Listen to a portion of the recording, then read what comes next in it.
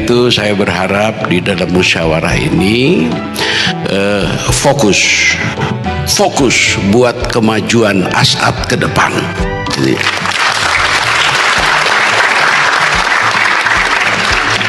kalau ada perbedaan wajar.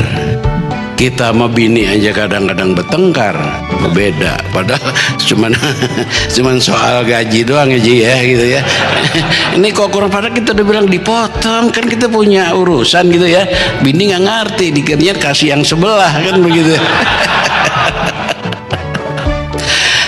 Jadi bisa saja berbeda. Oleh karena itu saya berharap saudara-saudara saya yang hari ini musyawarah cari persamaannya, jangan dilihat perbedaannya, cari persamaannya. Insya Allah kita dapatkan. Dan kunci kedua ya melu handar beni, sense of belonging, rasa memiliki gitu ya. Jadi jangan sampai yang kita punya ini pecah atau yang kita punya ini retak gitu ya. Nah itu jangan sampai.